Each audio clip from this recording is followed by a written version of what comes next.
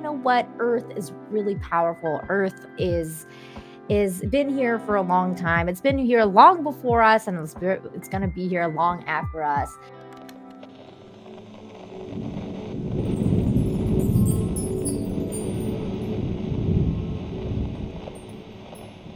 Hey everyone, thanks for joining me today for this highlight video of the Good News Infinite Hope live stream I do every Friday. Please be sure to smash the like, hit the subscribe button if you're new here, and share the video. Thank you so much. As usual, we're going to start with some archaeology news that I thought was amazing news. I was like, ooh, this is so fascinating. I love this stuff. Okay, so and it's got a video, so I don't have to talk much. Okay, here we go. The article, the headline reads, "Extraordinary Roman Mosaic and Villa discovered beneath British farmer's field." How crazy is this? It's a Roman mosaic. This is really, really cool stuff. I love this kind of stuff. They're digging history, man. This Archaeologists from the University of Leicester, supported by the local landowners, Historic England, and the lead planning archaeologist at Leicestershire County Council have unearthed an extraordinary Roman mosaic in rural That is Rutland. extraordinary. It comes from a larger villa complex from the 3rd to 4th century AD and depicts scenes from the Trojan War. So that was history, and this is now. So here we go. This news article caught my eye because, as you all know, I'm a big advocate of planet Earth. I think planet Earth is powerful. I think that Mother Nature is powerful, and it's a force to be reckoned with. And I think that it's really like a thing of hubris to think that humans have so much power on Earth, like that we could, in our stupid ways, that we could somehow destroy it through pollution and blah blah blah. But you know what? Earth is really powerful. Earth is been here for a long time. It's been here long before us, and it's going to be here long after us. And this is the kind of stuff that I love seeing. So it says nature creates plastic-eating bugs to save itself from pollution. Study finds. So this is what I'm talking about with regards to the hubris, like saying that, that we are, we're polluting the earth, and therefore we have to do all these other things to stop that from happening. But you know what? Mother Nature finds a way. Like it always does. It always finds a way that to get over these hurdles, to get over these things. And I think that that's really fascinating. So let's look into this a little bit. So global plastic pollution is forcing our planet to adapt, growing microorganisms that can degrade the accumulating waste. A new study claims living organisms with the potential to diminish 10 types of plastic have been discovered.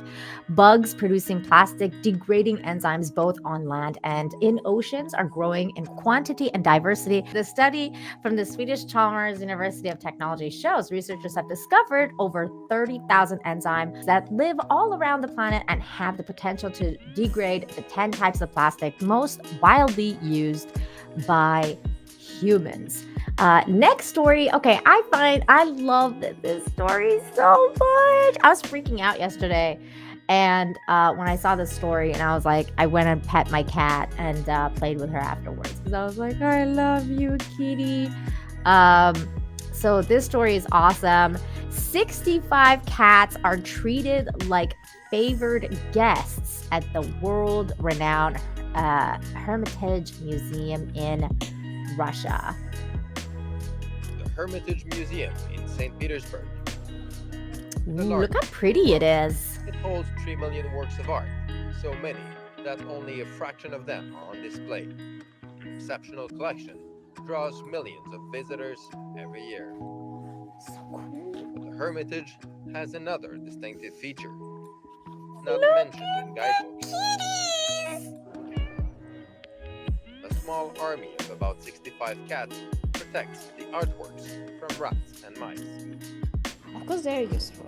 If mice feel the smell of cat, They understand that there are the cats.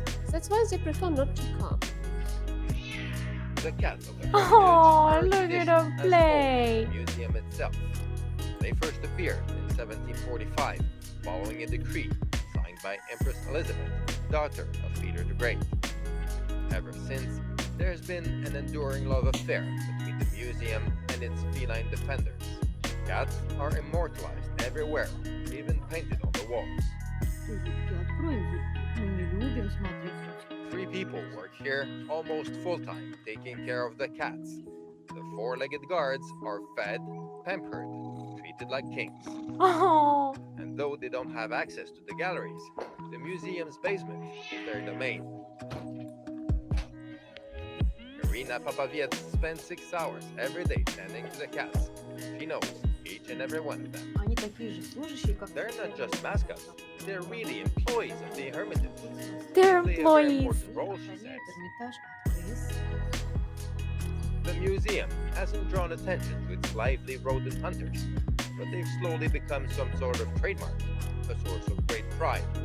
The Hermitage now welcomes stray cats from all over the city, offering them a new life, and taking care of them with the help of staff contributions.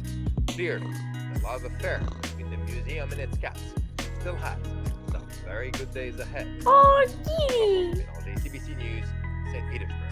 Oh, I love this so much, you guys. Kitties are protecting the art and the painting. This is like right up my alley. If I ever go to Russia, I am so going to this museum. Moving on with the next one. Okay, so this one is the one in the picture and the thumbnail. And I thought this was a really cool story too, so I had to share this one. And you guys know how much I love monkeys. The only monkeys that soak in hot springs to lower their stress, Japan's bathing monkey mystery. So we're going to learn some things here. I didn't know that such a thing ever occurred. I didn't know that monkeys bathing was a thing. And now I do because of this video. So here we go. The snow monkeys of Japan live further north than any other non-human primate.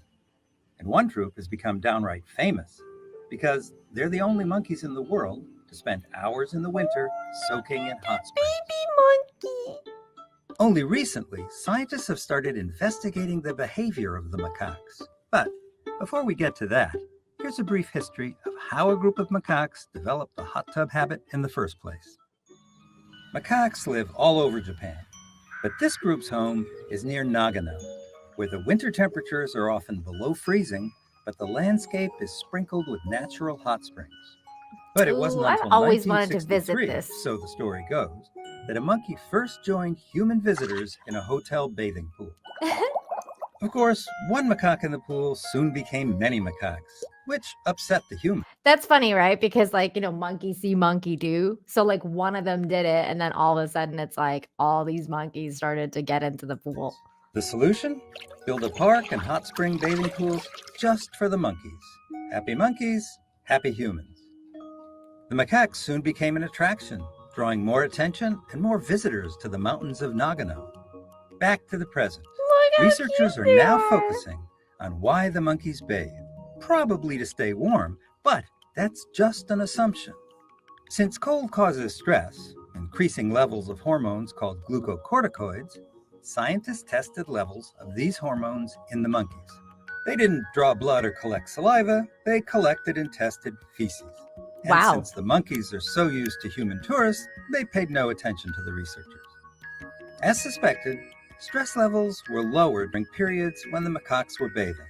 Interestingly, the higher-ranking females had more access to the pool and more time bathing. Takashita herself found a kind of non-scientific inspiration in the monkey bathing. Many times after coming back from the field, I would go to hot spring. They also show how a small group of animals can develop a unique behavior, their own kind of culture, passed down from generation to generation. I wonder what they think about while they soak. Okay, so next story. That's a very sweet story. Another good human being doing good things. We love good humans here. North Michigan man delivers toys to children in Kentucky. Because as we all know, tornado happened there and it was rough, really, really rough. So good thoughts to people in Kentucky, by the way. That was just awful. But here is some good humans doing some good things, trying to balance out the energy and give what they can. So here we have this northern Michigan man is on the way to those impacted by the tornadoes this week. One state that was hit hardest, Kentucky. Timothy Bay says, no Santa Claus, but he does have the beard and plenty of toys to give. Flew to Mayfield, Kentucky today in a plane stuffed with toys. He is the president of Homeless Angels, a street-based outreach. While he was at the organization's toy drive this weekend, he talked with the manager of the Mayfield airport to find out what he should send to help those affected by the tornadoes. Surrounded by thousands of toys, he says he couldn't believe it when the manager told him to send toys. There's hundreds of houses that are just destroyed. There's no way these families are going to be able to, get anything for these children. Toys. I mean, I had goosebumps. I almost couldn't breathe, right? I started welling up because I'm in the middle of this. He had no idea who I was or what we were doing at the time. And he said toys. And all I could say is, I'll be there tomorrow. I like flight in Traverse City. Can I just make a comment about how I like his little what we were doing at plane the time. thing flying around the street? And all I could say is, I'll be there tomorrow. Also, what we were doing at the Also, his beard is awesome. So he's like Santa in training. He looks like Santa, but like much younger Santa. He's gonna become Santa in like several years. He's gonna have to put on some weight though. So just saying. time, and he said toys. Aww. And all I could say is, I'll be there tomorrow. Left that flight in Traverse City this morning and flew from Howell to pick up the toys.